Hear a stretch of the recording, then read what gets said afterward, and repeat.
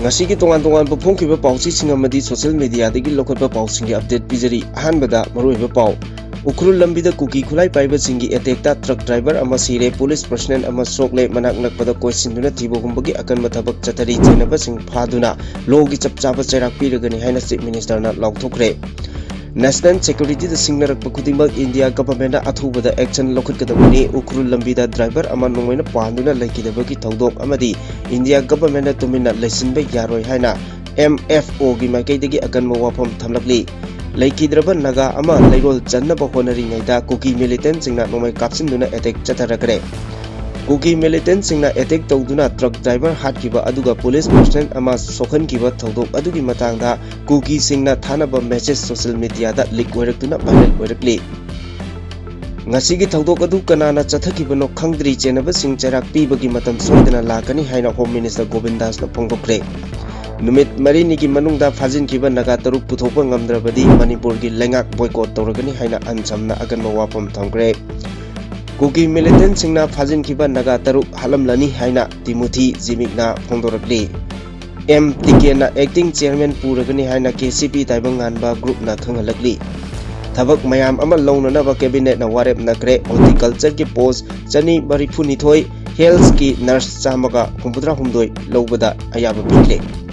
nemcha kipgen lokthoknaba su abrogate tongnaba ansamna akan mamongda taksinkre Florida da rocket ama launch pad da changeng tawringai da pokhairakre Maharashtra da pu chenba yu thaklubadagi mioi 32 sire Bisnupur district lona bada leiba lanjinaruraga Kodang Kuki khulgi khunja sing masa gi yumda hanjinduna leiba ahanba oire numit marini gi manungda anglan langjin khangandrabadi naga MLA sing lengak support pele kodabani haina ansamna amukasu phongdokre Manipur dagi mioi ama lupa crore 19 gi yaba tablet ka konana fare ngasi megi tang 15 dagi June 25 fawa Imphal West ki yumthong kudingda chatuna SIR gi thapak paikhatpa horagani haina CEO Imphal West gi maiki dagi phongdorakli lambi thingbagi khongjangda Kuki nupi ama sokle Manipur yauna North East asi lotuna laiba geodiversity treasurer ne haina scientific studies singda method tawduna thamgre State sigi anoba district tareta KBK amamam thamnanaba center na ayaba pire haina MLA M Rameswar na phongdokre Adomna hojik yengberiba channel asi Kanglai Pauthang YouTube channel ni channel asida iramdam amadi mapalamgi maru oiba pausingi update taba amadi yengba phangbigani channel asina pau upload tawrakpa matamda adomgi device da notification uba phangbinaba amadi channel asibu pungning thogatbiba oina sungsoi soidana subscribe tawbiduna bell icon nambiyu haijabaga loinana Hojik pausing amuk sandona pijari Imphal ukrul lambigi lengangching amasung TM kasom anigi marakta ngarang ayuk pung 13 rom taba matamda Kuki militant singna attack chatharakpada FCI gi truck driver ama sire police personnel ama sokle amaromda thodok adubu chief minister Waikhem chana akan mamongda condemn tawbaga loinana manak nakpada security force na koisinduna thibo humbagi thabak chathari chenaba sing phaduna logi makhada chapchaba chairak pigani haina phongdokre masing yamlaba central security force na ngak senduna Imphal dagi ukrul tamna pot pusinkhiwa gari singda Kuki militant singna ambush tawrakpada FCI gi sengpuba truck driver sikibani police person ama sokibani laibaktiba thodok asi Imphal ukrul lambigi lengangching amadi TM kasongi marakta thokibani press na phangwa pauda security force na ngak senduna gari kaya chana thaknaba amadi nongmada changdaba yadraba pochai kaya puduna lakhi adubu gari sing aduna lengangching amadi TM kasongi lonaba mafam yorakpada patlaijang Kuki khul romdagi nomai kapsilakibani ayuk pung 13 rom taba matamdagi hawduna chatharakiba attack aduda chengpuba truck driver nan Manipuri adu nomai maruna panbadagi gari manungda adumak laikidabani gari gi convoy adu ngak senduna lakiba central security force singna Kuki khulai paiba singna nomai kapsilakliba maikei adomda handuna nakal anigi marakta nomai kapnaki nomai kapnaba adu hena pakthok chakthoraktuna Kuki khulai paiba singna TM kasom khul amadi litan area da leiba naga khul kharadasu nongmai kapsinbadagi mafamsing aduda deploy tawduna leiriba security force singna khut halakbagi mathakta naga volunteer singi maikei dagisu khut handuna Kuki militant sing aduga akan mamongda nongmai kapnaba aduda litan police station ge personnel amasu makhongda panduna sokhi amaromda laikidraba truck driver adu West Bengal gi Hugli district tagi Nitish apokpa Vidyas Kumar kawi mahangna thorokiba truck adugi registration number WB 15C2303 ni aduga soklaba police personnel aduna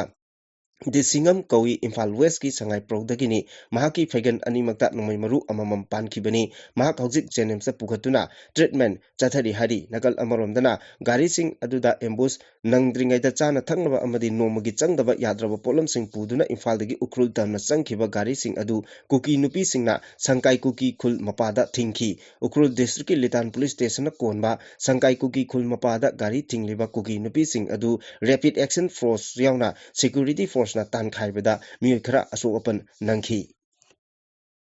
Lebak asigi national security da singnarak pakudimak India government na athubada action lokhalkadabani Imphal ukrul lambi gi TM kasom kul manakta ngarang FCI gi driver ama nongmaina panduna laikidabagi thawdok akanba mongda condemn tawbaga loinana thawdok asida India government na tumina lesinba chumloi haina Manipur Federation Organization Manipur gi president Boboi Korimayumna phungdorakli MFO na thadorok pachirol amada kumjali singani kulumdoi gi me ahumdagi thorakliba irang asina maram oiraga ngasi phawba misimina aso open lepa leitana thokli Manipur da thokliba irang asi laksinaba haiduna Union Home Minister gi meeting makhada state asida masing thingamdaba Central Security Forcing thamjillakhrabasu Manipur gi mihat mipun gi thawdokti ngasi su lepa leitri masigi su mathakta miyam gi lanthung ngak chenba ngamdri amadi lo na yadaba mongda national highway singda thingliba sing meeting amata changdri hojik Miyangi lifeline oiriba national highway sing mapung phana ngakpi bagi mami tadri Guwahati dagi Imphal yorakadaba kaya hojiksu lambida panduna leiri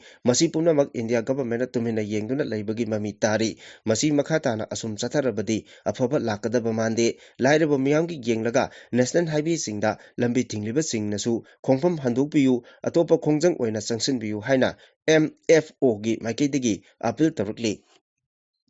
Ngarang ayu pung tara khara helakpada Imphal ukrul lambi gi TM kasom mayada tangkhul naga ama laikidabagi aroiba mathong mangam pangthoknaba honaringaida kuki militant singna nongmai kapsilakre adubu laibok pabadi kana amata achokapan yahokhide pawasina makhatana hai Kidney that Nabana Maram Oirega Lakidaba Ahal Ama Aruba Matong Mangam Pangtok Naba Miamna Awaba Pongtoki Toram Pangtok Lingada TM Kasum Kul Asigi Maya Nagna Leba Pat Laijang Hadiba Kul Asidagi Kuki Militant Sing Aduna Etek Adu Chatara Kibani Kuki Singna Nomai Kapsila Kiba Aduna Maram Oirega Aruba Matong Mangam Pangtok Naba Mapam Aduda Tilamba Miam Sing Kaiduna Senaki Pat Laijang Hadiba Kul Asi IDP Yauna Kuki Bium Karakakdamak Taba Apik Kul Amani Hadiba Kul Asidagi Kuki Militant Sing Aduna Cemetery da Lairol Chanaba Honariba Sing Aduda, Nomai Kapsinduna Etek Adu Chatharakibani, Kuki militant Singna Etek Chathakiba Aduda, Manak Nagna Lariba Central Security Force ki Maki Digi Handuna Nomai Kapnabana Singba Amata Taukide Hairakli, Masina Maram Oraga Mapam Adugi Miamna, Central Security Force ki Thong Sing Adu, Yamnakanna Yanindaba Pongdong Narakli. Kuki militant singna attack tawduna truck driver hatkiba amadi police personnel soan kiba thodok adugi matangda kuki singna thanaba message leak oiratuna social media da viral oiri makoina thanaba message adu Manipuri lol da translate tawduna mayamda kanganjari asumna hainari Marup loising tujansi ngasigi thodok adugi matangni driver hatpagi matang adu tangkun militants suspect haina caption tawraga share tawsi makoina thagalakpa khudingmak edit loina tawthoklaga mapam kudingda share tawgadabani Facebook dasu WhatsApp dasu Twitter dasu Instagram dasu edit tawdrabadi makoina irakpa thagalakpa adu share amata tawba yaroi hojik media da tawba mathautai English haibasingna nagasing Meitei na Kuki gi mayokta iba khudingmak adu makoigi mayokta oina thajagadaba mongda iba yabakai iraga share fajana khara yamna tawgadabani adubu Kuki singna asumna hainaba asida public maikaidagi miyamda asumna amuk khanghanjari Kuki gi wakalon asi kuirabani asumna torokpasi masi ngasi ngarangi anoba wari natre masida yelomai khudingmakna hek mana haudraba thajabiyu Meitei naga Manipuri khudingmak laikha taba khanghoroi haiba wafam asi miyamgi mafamda khanghanjari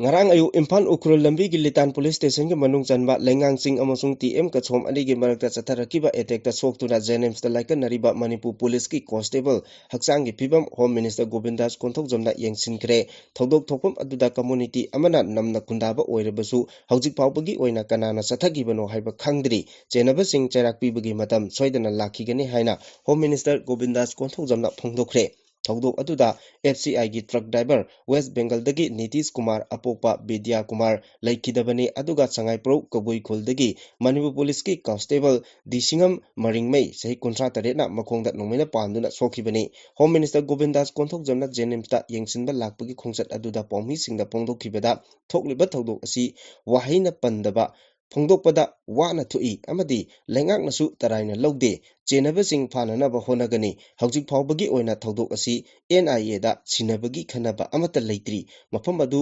BSF na area coverage pibani haiba paw phangle maram aduna kadaida kari ashoiba ahoba leikhi haibadu khangdoknaba honaragani mafam adu furup amana dominate tawba mafamni adumakpu kanana thokankhibano haibadu chapchaba hawjik phawbadi khangba ngamdri atubada khanglagani election gi damak mapanda chatkiba security forcing halakpa hauragani amadi aduga iroinana sing amasung tangbi mafamsingda operation chathanaba honagani hainasu Minister Govindas Konthok Jamna makhatana phongdokhi. Kuki militant singna phajin khiba naga misam taruk megi tang kunma pandagi numit marini gi manungda puthoktuna naga miyamda sinaba ngamdrabadi hawjik leriba Manipur lengak asi boycott tawbaga loinana leriba lengak asibu chagotliba naga legislature khudingmak lengak chagotpa tukodabani haina All Naga Students Association Manipur ansamna Manipur lengakta section wafam thamlakli ansamna thadorokpa chirol amada 57 Suba Mountain Division Indian Army gi leiriba lemakhongdagi irap laptana Lailon Kuki Vaifei Khulda Tha Asigi Tarahundoida Nungthil Pobopta Lengaka Su Taunariba Kuki Laloba Singna Konsa Khulgi Liangmai Naga Micham Taranipan Phajin Kibani Angang Yauna Nupi Taranithoi di Tha Asigi Taramangada Thadorakare Adubu Pastor Ani Yauna Nupa Taruki Phibamdi ngasi phawba mafam khangdana leiri naga misam taruk tekte kaidana thadora u haiduna naga sing khongjang changsinbaga loinana makhoibu thadok pinaba naga CSO singi maikeidagi media gi kuthangda kayarak phongdokkiba laikre adubu chief minister dasu chirol piduna amadi haktengnana unaduna taksinba laikre ngasi phawba puthorokpa amata ngamdana leiri asigumba phibam asi lakpana ansamgi mifam ama tha asigi kunmari da pangthoktuna kupna khanaraba matungda me kunmapal dagi horaga numit marini gi manungda phajin kiba naga taruk lengakna putoktuna naga mayamda sinnaba ngamdrabadi leiriba Manipur lengak asi boycott tawba amadi lengak asida chogotliba naga legislature punamak lengak asida chogotpa toknaba warep asi lorakpani hairi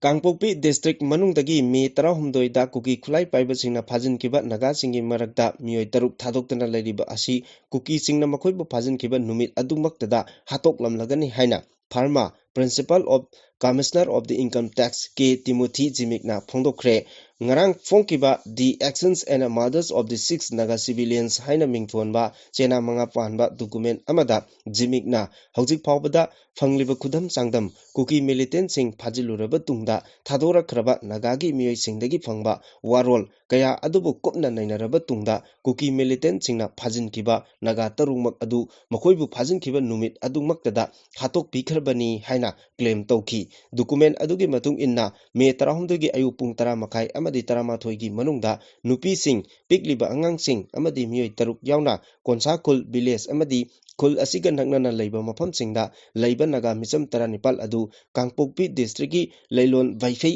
village tagi phaki loinana nagagi pastor ani amana tonganba Saparmaina village tagi phaduna puna mioi kun phajin khibani makoi gi manungda me 15 da phajiluraba mioi 13 di thadorakhi adubu pastor ani yauna mioi taruk hawjiksu mafam khangdana leiri jimina makhatana phongdokpada nagagi misam sing phajin khiba aduda Kuki National Front ki Kedar Singh tongan tonganba village leader sing amadi nupi lup singi member singsu yauri Kuki khulai paiba singna chathakiba ka henba tamthiraba thong adugi matangda mari lainana authority singna matik chaba action lokhotpagi mahutta tumina yengduna laisilli Kuki militant singna miyam khangna phongna chathakiba tamthiraba crime aduda chenaba miyosing phaba ngamdana hawjik leiriba asinadi security agency singna lawriba thawdang asi karamba makhalgi thawdangno crime asida chenariba miyoi khudingmak phagatnaba honabagi thabak khumang yangsinna paikhatnaba honabagi mami tade haina moral sikhi May 19 da KCP Taibanganba Group ki Emergency Central Committee ki mifamna Maibam Tigen Meiteibu Loop asigi anoba acting chairman oina thau punaba warep lawre haina KCP Taibanganba Group ki Publicity Secretary Chalai Nganba Meitei Thadorokpa Chirol Amana Miamda Kangalagli Chirol Asina Hai Haribo Warep Asi Kudaktagi Chanaragani Amadi Hanagi Central Committee gi Member Singsu Pham Adumak Makatana Pukigani Loinana KCP Taibanganba Group na Makatana Lebak Miamgi Damakta Tabak Togai Kayada Saruk Yakigani Su Hairagli Chief Minister Yumnam Khemchan na chair loduna ngarang ayuk pung 12 rom tarakpada Mantri Pukrida leba anoba Chief Minister gi office da cabinet ki mifam pangthoktuna tongan ba department singi thabak mayam ama longnaba warep lokre cabinet ki mifam asigi matang da phangba pauna hai Department of Horticulture and Soil Conservation Government of Manipur gi Group B, Group C, Group D gi tongan ba post chani maripunithoi contract oina longnabagi ayaba pikre masida sunatana Family Welfare Department gi oina auxiliary nurse midwife ki hangduna lariba post chama humdra humdoi longnaba cabinet mifamna warep lowki Imphal Jiribam lambi paktokpada chokolaba Taren Pokpidagi Tamenglong phawbagi khungang mapan na konba imung amamamda lupa lising humbudra one time special humanitarian assistance oina pibagi wafamsu cabinet na ayaba pikre None district ta Imphal dagi Jiribam phawba National Highway 37 paktok chawthok hanabagi matangda ahum suba package ki oina kilometer ani point marina konba mafamda hectare lising ahum chamapun humdrani thoi pak chawba lam lainabagi matangda su warep lowki Khongchang railway station gi approach road kam good circulance area sangwatnabagi damak lam lainaba direct purchase committee DPC semnabagi matangda su cabinet na warep lowki SASCI gi makada loktakta luxury resort sengwatpaga loinana tourism gi project pakhatnabagi matangda su warep lowki Bisnupur forest division gi oina range forest office sanabagi damak division and forest office da lambibagi matangda su warep lowki Imphal West district ta Ayush ki dispensary ama sanaba director Ayush da lampi naba hainasu cabinet na warep lowki KNF gi chairman gi loinabi P Nemcha Kipgen deputy chief minister gi pham lokthokpa loinana Kuki militant singa khujek pinariba su abrogate tawgadabani haina All Naga Students Association Manipur anchamna taksilagli lup asina thadorokpa chirol aman hai Me kunmari da ancham gi hanagi luchingba singal loinana Manipur da hojik oirkle phibam amasung su khujek pinaduna leiriba Kuki militant singna Lailon Waifei village tagi liangmai nagatara nipan phajin kibagi matangda kupna naina kibada haribo wafam asi phongdoki bane hojik phawba pastor ani yauna liangmai naga taruki lefam puthokpa ngamdaba state lenga ki thongbu lup asina akan momongda yaningdaba phongdorakli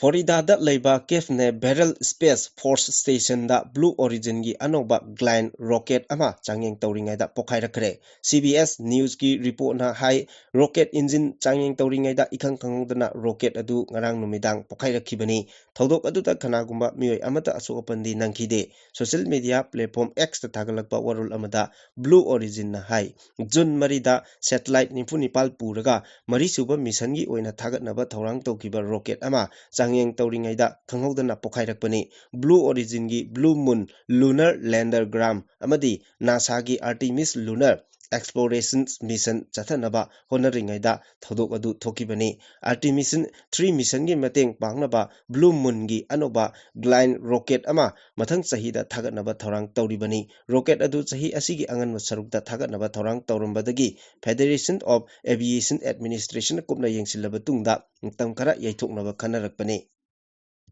Maharashtra ki Pune amasung Pimprit Chinwad ta huchenba yu thaklubadagi mioi 36 sire Pimprit Chinwad ki city ki police commissioner Binay Chobhe na hai potyan tawraba yu sungba amasung yonbagi thabakta chenaba mioi manga police na custody da faduna leire atopa mioi ahumna state excise department ki custody da leiri thodok asi mapung oina chenabani haiba Yogesh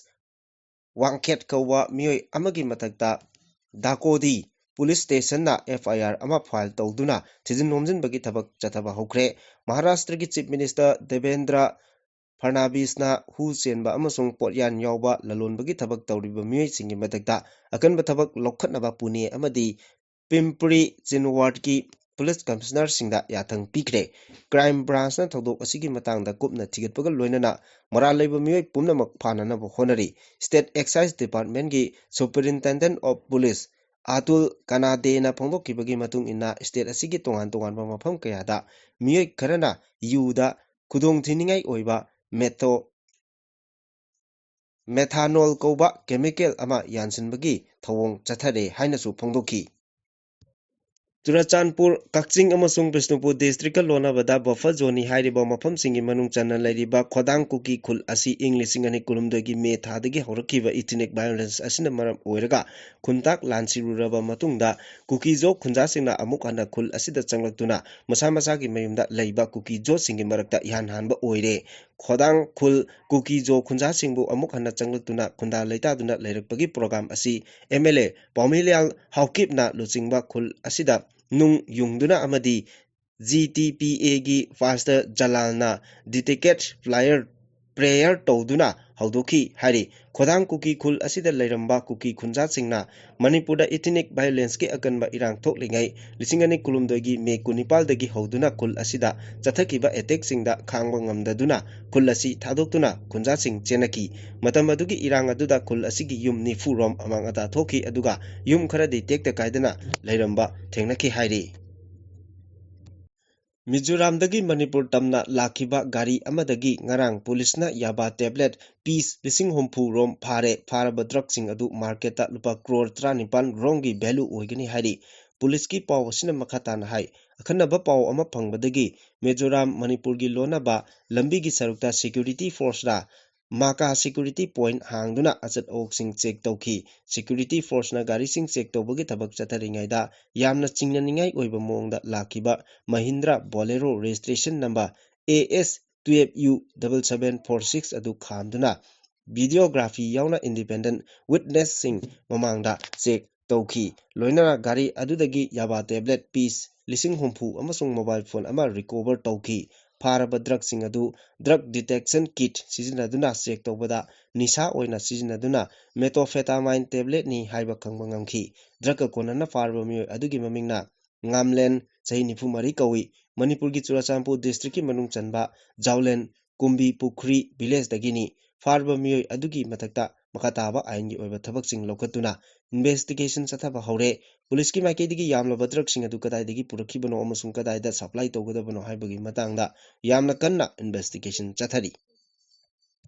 makha tarakpada yamna maru oiba pawda Manipur state yauna India gi North East asi lotuna laiba geodiversity treasurer haibadi lotuna laiba khonegi tungnafom oiri haina ikui kuidana chathakiba scientific studies singda method tawduna thamkhre top topa geodiversity treasure sing asigi tungnafam sing asi Arunachal Pradesh ki Himalaya amasung Sikkim dagi Meghalaya Plateau amasung Manipur state yauna Indo Myanmar region da fossil rich landscape na singba singni hairi geo heritage koba journal da pongba report amagi matung inna kha thangba Meghalaya asi North East ki oina khwaidagi yamna leiba geodiversity zone ni aduga major geological hotspot sing asi Assam Arunachal Pradesh Nagaland Manipur amasung Tripura singda oiri hari study asina geodiversity asi malem asigi non living future singni haiba define tawraduna geodiversity gi manungda nung sing lebak lehau mineral sing amasung fossil sing yauri process sing asi biodiversity ga chap manana maru oiba maramna conservation tourism amasung land use planning singda yamna chauna kanaba piba ngamba posak singni hari Guwahati University amasung Central for Brahmaputra Studies ki research singna Durlov Lohor Jotan Devnath Nityaranjan Nath amasung Professor Dhruva Jyoti Sahira Sinhana geological formal geophorology lithology Silas minerals amadi fossil occurrence data sing sizinaduna North East ki state nipanda geodiversity research map tawki research sing na chatakiba study aduda North East ta tungduna leiriba geodiversity asi region asi tongan ba altitude amasung latitude singda lei haiba khangba ngamki Himalaya gi chingkongda leiriba Arunachal Pradesh amasung Bhutan da territory amadi neogen sedimentary rock sing leiba mafam singni haiba khangba ngamki National Highway number 202 Imphal Ukrul Lambi Paringda Rapid Action Force amadi atai security force na ngak senduna man puba gari sing chatnaba honabada Sangkai Kuki village da Kuki nupa nupi singna lambi thingbagi khongjang changsinki lambi thingbagi khongjang aduda masing yamlaba Kuki jo nupa nupi singna lambi da mai thaba uwa amadi chawraba nungsing pesindula lambi thingbada security force ka akanba mongda muknaba thoki nakal animakta muknaba aduda Repeat Action Force na tear gas shell amadi rubber bullet kaptuna miyam adu tankhainaba honaki security force na tear gas kapa aduda Kuki nupi khongjang ama sathina chokhi hairi Election Commission of India gi Meitei Kuki July ama fawbagi manungda Manipur gi oina phase ahum gi makada special incentive revision loisinaba kangalakibagi matung inna SIR gi mathok taba tabaksing paikhatnaba masigi sem saba training amadi printing phase gi tabaksing May 10 dagi haure hariba tabak asi May 18 da loisingadabani haina Imphal West ki DC office complex conference hall da electoral roll gi SIR ga mari lenaba pangthokiba pawgi mifam amada Imphal West ki DC DEO oiriba Mayanglamam Rajkumarna phangdokre Mahana makatana haikibada Election Commission of India na khangalakkiba asigi matung inna May 13 dagi June 19 fawba booth level officer singna Imphal West district ki manungda leiba yumthong khudingmakta chatuna SIR gi thabak paikhatpa hauragani hariba matam asimaktada polling station singi rationalization gi thabak pangthokani amadi loisingani loinana draft electorate roll na July 5 da publish tawgani draft electorate roll adugi claim amasung observation singi atamnana July 5 dagi August 3 fawba oigani loinana claim amasung observation sing adu disposal tawbagi thabakna July 5 dagi September 2 fawba oigani final electoral roll na September 3 da fongani harakli Hojik aroiba pawda state asigi lawu singubagi lamda hena mateng oinaba haiduna state asigi anoba district tareta KVK amamam center gi maikeidagi thamnanaba ayaba leire haina kakching kendra gi MLA Mayang Rambam Rameswara phongdokre wafam asi ICAR Manipur Center na sinduna participatory quality seat production of the Kharif rice to strengthen state seat Centenability haiba hiramda lamphel pakta leiba ICAR Manipur Center da chathakiba nomagi oiba training program kam input distribution gi thoramda phongdokhibani thoram aduda saruk yaraduna MLA Rameswar na hai malengi oina food crisis ki asoba khudongchadaba ama mayoknari singnaba kaya asigi manungda aikoina pukning wakal phana leiba lomi amadi scientist sing punna thabak tawminaba mathok tai haiduna agriculture gi oina quality leiba amadi integrated suna yawba sit asi yamna maru oibagi mathakta quality leiba lebak lehausu mathau tai mi masing hengalakpa Industrialization amadi climate change na maram oiraga malemda agriculture food crisis ki khudongchadaba mayoknari masi thengnanaba lomi singna pothok marang kaina puthoknaba honabagi mathakta organic mai onsinba mathok tai loinana lomi singi income hengatnaba lomi amadi scientist sing punna thabak tawminaduna anoba technology sing lomi singda phanganbagi tangai fadaba lei haiba wafamsu thamki